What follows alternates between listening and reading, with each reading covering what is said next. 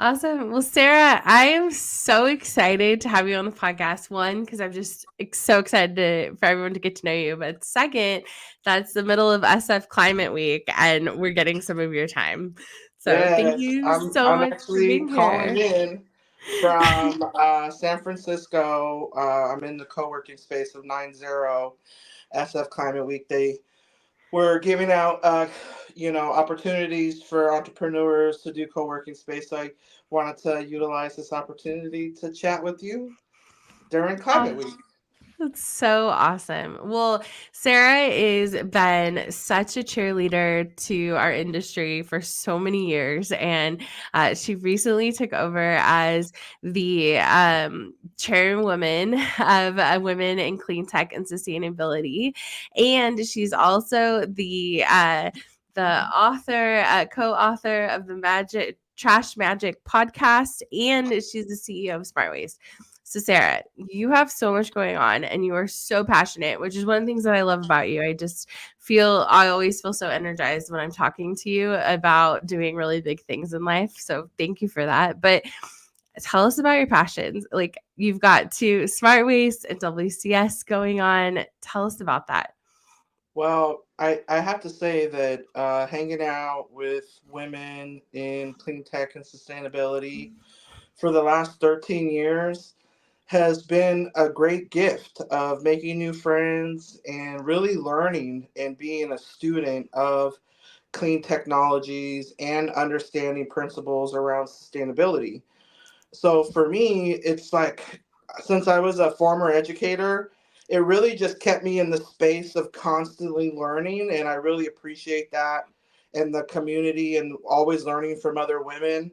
Just having access to individuals that have different backgrounds, education, and I get to tap in with them and ask them questions. So to me, it's a pure. I feel like I get access to so much knowledge for WCS, right? It's so amazing. I feel like anytime I've had a question or I've wondered about something, like something or someone to point me to. Yeah. Like you are In terms definitely of our guide. smart waste, I will say that for me, around it's all around behavioral modification or human or cultural change, and seeing corporate culture changes.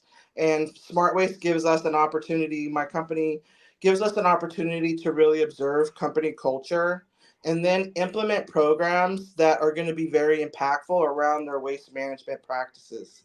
And so for me, that's a passion of mine because ultimately I want companies to be smart, which is to save money and reduce trash.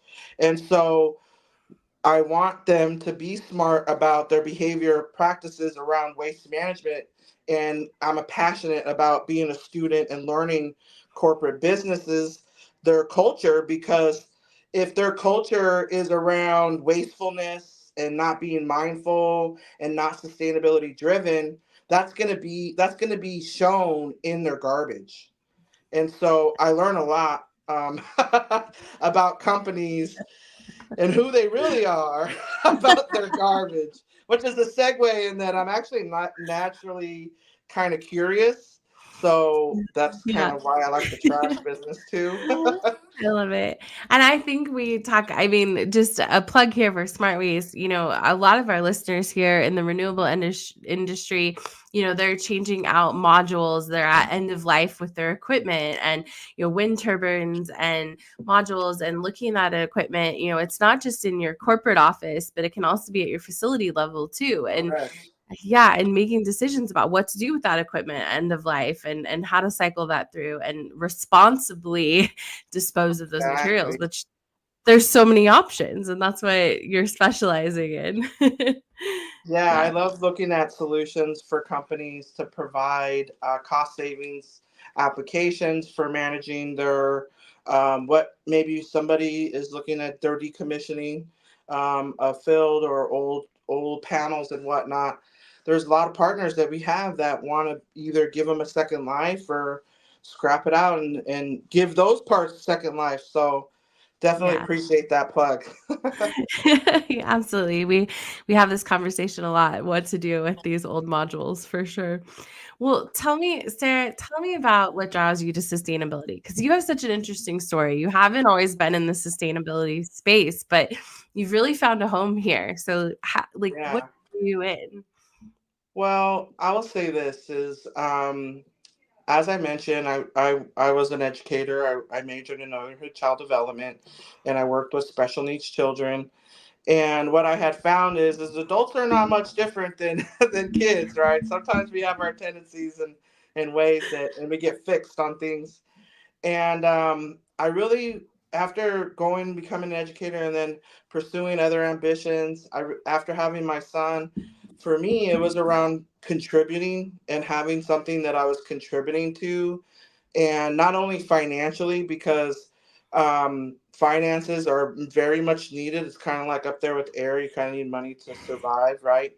But at the Yes. same time, it's not everything. And so I wanted to do something that was a lot more intentional and that was going to have a long term impact.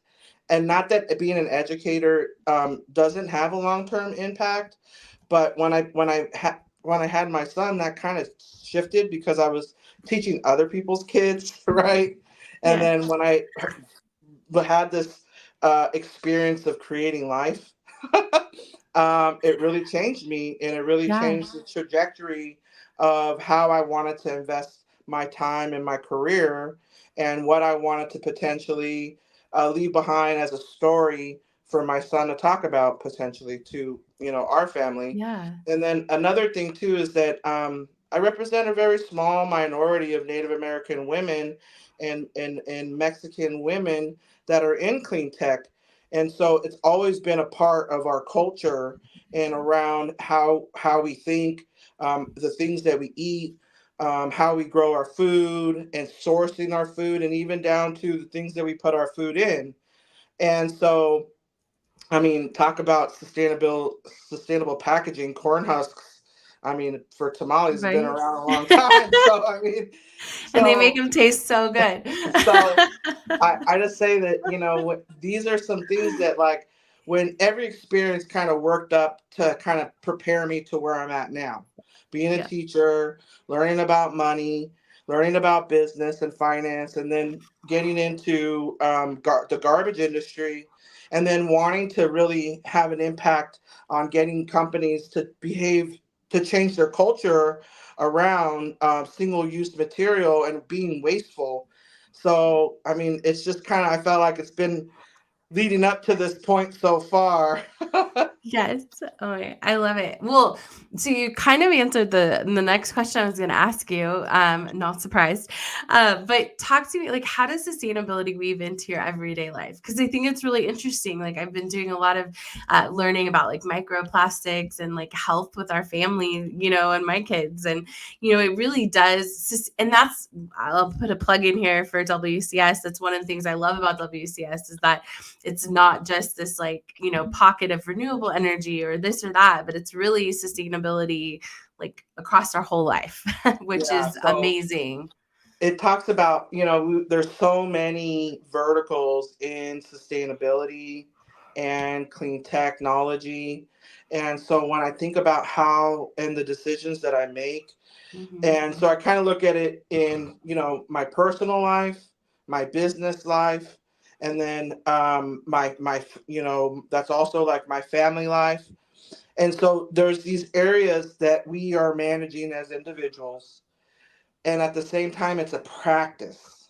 Hmm. Yes. So once again, just like anything, when you're training, I'm a former athlete. I played softball.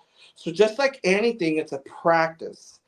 Because when we start becoming rigid, we become a little dogmatic, and then when you Yes. become so dogmatic, then you become a turnoff to other people that maybe you could have influenced in a positive light.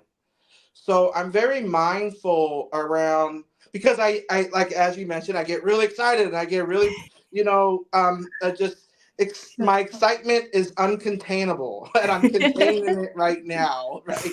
Yes. So I have to be very mindful of that because in my family life I could be seen as a little extreme.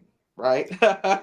And in my business life, I could be seen as I'm leading the charge and I'm innovative, right? And so it's just Yeah. so once again in your personal life, I have to be sensitive with my relationships with individuals, my friends, my family, my and just people in general. When you're trying to be impactful, it's also waiting and listening and meeting people where they're at. Yeah. So it's like kind of a dance, and I call it a dance because it is a dance, Yeah. right? 100%. Here at Radian, we have a requirement for all of our swag that has to be made out of recyclable materials, right? So we do, if we get coffee tumblers, like they were made from recyclable materials, and they're a quality investment. And we don't create swag that's throwaway things, right? We're not I trying to love create that. more garbage. I'm not so successful at my house. I Yeah, think it's that's like hard. knowing where you can be successful with certain things, right? And others, and you really quickly become dogmatic if you're not, and then you'll never be successful, right? There's such a tension. It's a balancing act, like I said. It's a dance, and Yeah. there's certain things that you get to pick and choose what you want to fight for, and be dogmatic about, and put your Hmm. stake in the ground. And I'm very mindful about those things. Yeah. And once I pick those things, everyone around me knows what they are, and I don't veer from it because Yeah. um, then it becomes easier for people to say, "Oh, okay, I'm understanding." I Yes. can compromise in this area, or it's easier to kind of influence in a manner that's positive because at the same time you're being consistent, right? Yes. So that Hmm. consistency matters to people because Yes. they're watching you and they're saying, "Oh, maybe you're just like a talker, you're not really living that life," right? Yes. And Right. so that's the other thing too, is really kind of there's that other aspect because people once again they're watching Hmm. how you're living your life and the things that you practice, and so and how you do business, and so how you do one thing is how you do everything. And so I would say once again it's like a dance. Yes, I know, and I love that. I think that's like it's the put your money where your mouth is, and for a lot of our clients, a lot of our listeners are folks that are building renewable, solar and wind farms and farms, right?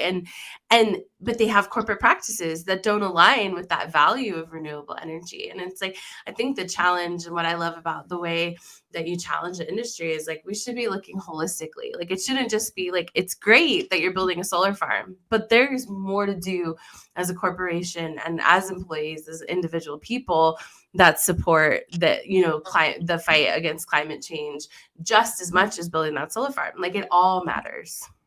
Yeah, I think one of the things that I really love about the renewable energy side is that it intersects with the construction side, and then it intersects with the waste side.